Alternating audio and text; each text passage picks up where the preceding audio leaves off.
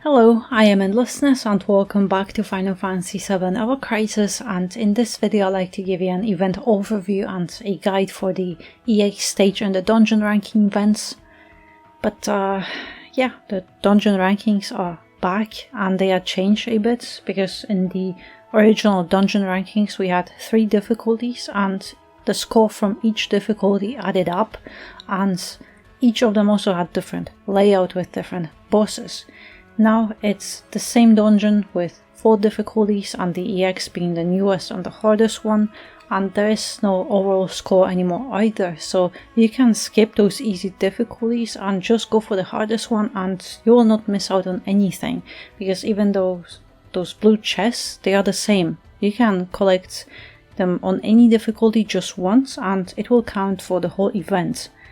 But also those trance abilities with different score boosts are no more.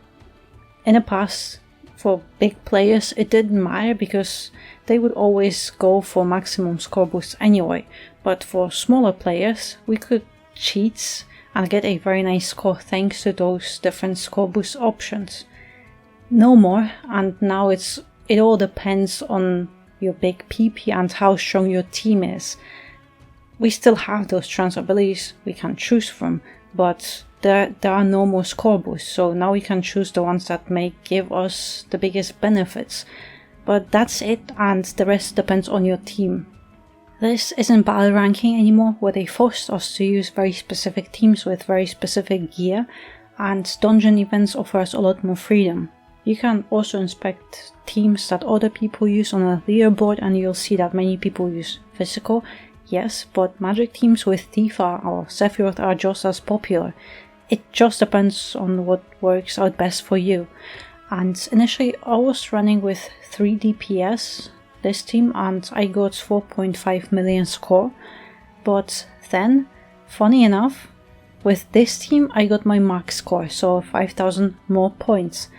And on both teams I have Sephiroth's newest water magic weapon, and it doesn't seem ideal to have a mixed team of both magic and physical DPS, but it worked for me at least. But even though I used 3 different teams and setups, my scores are almost the same. And even though I had Cloud as DPS and I switched him for Kate, a quite terrible Kate, it works because Kate buffs physical attack or even magic attack, and those buffs are very important because that's max hit damage can increase your score. And I am aware that most people won't pull on Sephiroth's magic warrior weapon, and I try to make my guides more accessible, so here I will go with a physical team. And with this team I got almost 4.9 million score, and it wasn't even an ideal run, but it means that I have been getting a very similar score with 3 different teams. And by the way, I also think Angeal would be an amazing option if you pulled on his Limit Break banner with Water Arcanum, because he has a physical camera as well, so he can do water DPS while buffing everyone's physical attack. Kate Sith has default outfit with Mobile Dance Limit Break, Marching Horn to buff physical attack, and Silver Megaphone to decrease physical defense, and it's not ideal and depends on crits to work better. But also Kate's FF9 Quina weapon would be the best here because it's a physical camera paired together with his ultimate weapon if you have them. But also Asuna Darkness to cure the status and 2 HP stat sticks, but I can recommend bringing Asuna Fatigue as well just in case, because some bosses will inflict fatigue status and that will slow down your physical DPS. And in sub-equipment slots I have whatever best weapons I have with physical or magic attack for allies' abilities to boost Sephiroth and Glenn. Glenn has War Arcanum outfit with Leviathan, Streamax for DPS and Slayer Day for air damage buffs, and it's just the secondary weapon that makes Glenn hit a little bit harder than Angeal. 3 physical attack stat sticks, and in sub-equipment slots Glenn has best 3 offensive weapons I have available with Water and physical ability Buoyancy. Seth has Water Arcanum outfit with Hierarchal Racing, Tempest for DPS, and Shinra's just a stat stick, Genji, materia are statistics too, and in sub-equipment slots similar to Glenn, I gave Sephiroth best offensive weapons I have.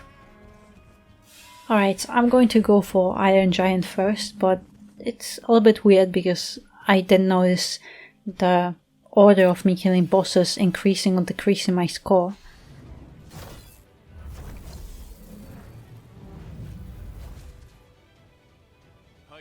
I just like to kill Iron Giant first because then after him I can kill the other one I don't like. But here, decrease that physical defense as quickly as you can, but also wait for your max stance. So that should be fine, so start buffing. And as soon as you reach your max stance, do your hits. And I like to buff Glenn because he's my stronger DPS. And that strongest one hit damage also increases your score a little bit. So that should be fine.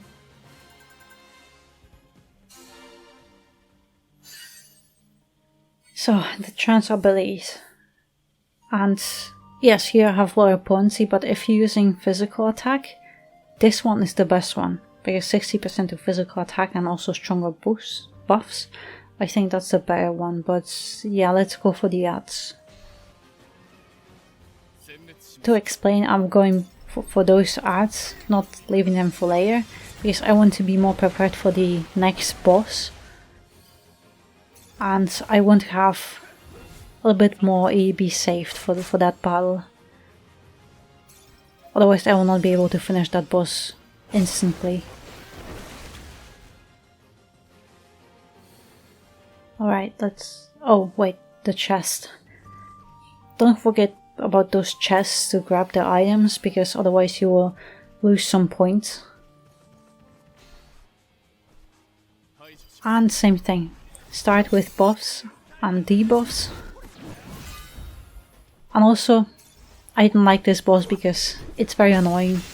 I got lucky that Kid Sith got attacked with, inflicted with darkness, but here, try to kill that boss before he does his triple kick, otherwise you lose some points here. And this boss is...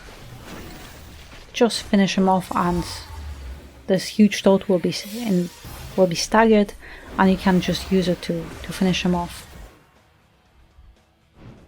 But I just don't like this boss mainly because of that Genesis clone. It's just very annoying boss. 3 of them actually.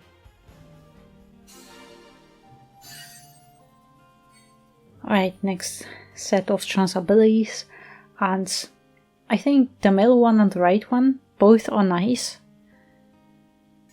You lose some, you get some. I recommend trying both of them.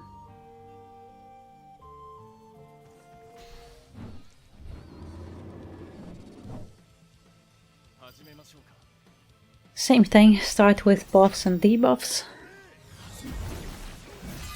Just one more on Seth. And execute 2 attacks quickly so they both hit at the same time. And now quickly do your limit breaks on the summon, because the boss would start his animation. And you have to wait a few seconds before finishing him off. And otherwise it's an insta-kill.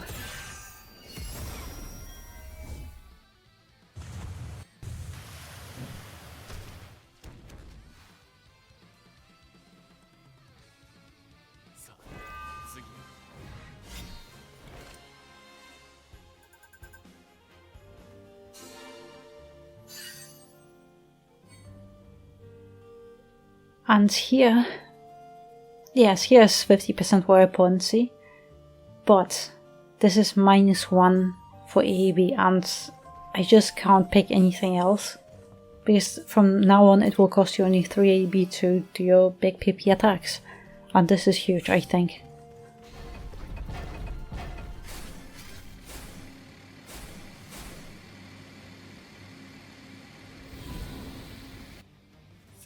Alright, and the last boss, so same thing. Do buffs and debuffs first. And the last one here. and just try to finish him off as quickly as possible. And now it is quicker because all those powerful attacks, they cost you 3 AB instead of 4. And should be the last attack. Yeah.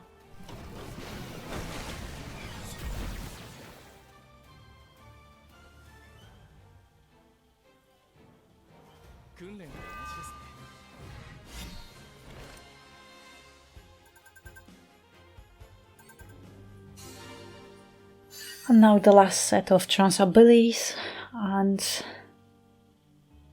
it's up to you again. If you have Magic Team, then of course this one, but here Warrior Potency 30%, but also this one has Summon Potency, so I also recommend playing around which one you would work better. But here actually I will use those arts and then the other set of arts to just to build my limit gauge, because I want to have Glenn's Leviathan ready.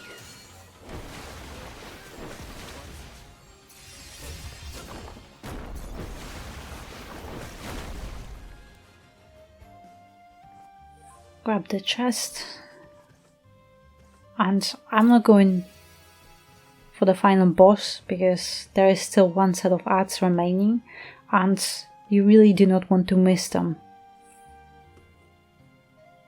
Oh, come on. So here, try to finish off that Cactuar A, the middle one, as quickly as possible, because he is the only one that will try to do an AoE attack on you. And ideally you don't want to get hit by that.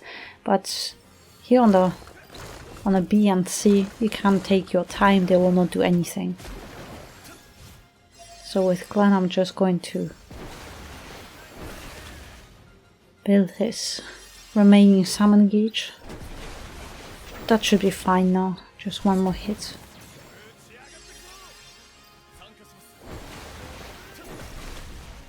Actually, yeah.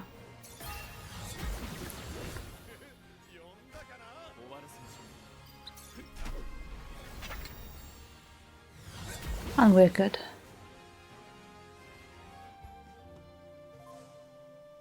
So this Mega Elixir alone, unless they change that, it costs 18,000 points. So if you would miss it, that's already 20,000 less. So that's why you always want to grab all those chests and do those ads. And the final boss, oh, come on.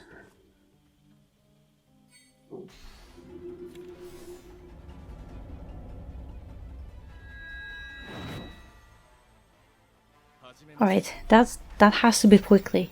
Buff, debuff, and also buff Glenn. As soon as that hits, use your limit breaks and oh come on, the summon.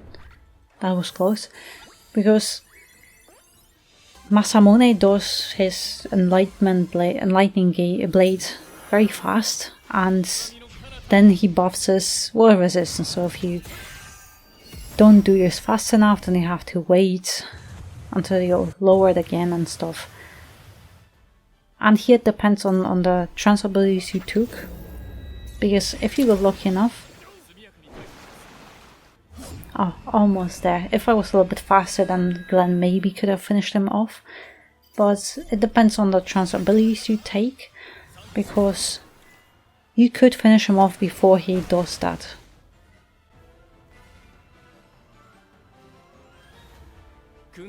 But that was a little bit unfortunate.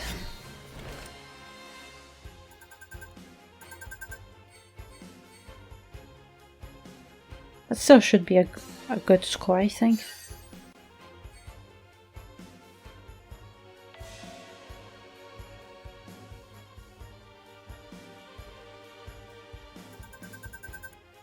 Oh yeah, that's more than fine. That's 5 million.